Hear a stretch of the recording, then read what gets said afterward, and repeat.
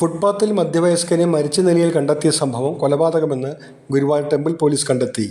സമാനമായ രീതിയിൽ നേരത്തെയും കൊലപാതകവും ആക്രമണങ്ങളും നടത്തിയിട്ടുള്ള പ്രതിയെ വിദഗ്ധമായ അന്വേഷണത്തിലൂടെ പോലീസ് അറസ്റ്റ് ചെയ്യുകയും ചെയ്തു. ഏപ്രിൽ 10-ന് കൈരളി ജംഗ്ഷന് സമീപം മധ്യവയസ്കൻ റോഡരികിൽ മരിച്ചു കിടന്ന സംഭവമാണ് പോലീസ് അന്വേഷണത്തിൽ കൊലപാതകമെന്ന് കണ്ടെത്തിയത്. സമാനമായ നിരവധി കേസുകളിൽ ഉൾപ്പെട്ട മാനസികാസ്വാസ്ഥ്യമുള്ളയാളാണ് സംഭവത്തിന് പിന്നിലെന്നും കണ്ടെത്തി. റോഡരികിൽ മരിച്ചു കിടന്നയാളെക്കുറിച്ചുള്ള അന്വേഷണത്തിൽ ഇയാൾ 2 വർഷം മുമ്പ് മമ്മിയൂർ ജംഗ്ഷനിൽ ഓട്ടോ ഡ്രൈവർ മണിയുടെ വീട്ടിൽ വാടകയ്ക്ക് താമസിച്ചിരുന്നതായി കണ്ടെത്തിയിരുന്നു.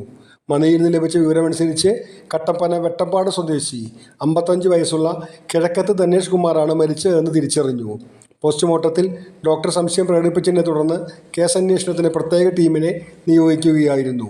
CCTV-കൾ കേന്ദ്രീകരിച്ച് നടത്തിയ അന്വേഷണത്തിൽ ചൊവ്വന്നൂർ പന്തല്ലൂർ സ്വദേശിയായ മാനസികാസ്വാസ്ഥ്യമുള്ളയാളാണ് പ്രതിയെന്ന് വ്യക്തമായി. നേരത്തെയും ഇയാൾ വഴിയരികിൽ കിടന്നയാളെ കല്ലുകൊണ്ടടിച്ച് കൊലപ്പെടുത്തിയ കേസിലെ പ്രതിയാണെന്നും പോലീസ് കണ്ടെത്തി. കുന്നംകുളം ഭാഗത്ത് വഴിയരികിൽ കിടന്നുറങ്ങിയവരെ മാരകായുധവുമായി ആക്രമിച്ച 2 കേസുകളിലും ഇയാൾ പ്രതിയായിരുന്നുവെന്ന് പോലീസ് അറിയിച്ചു.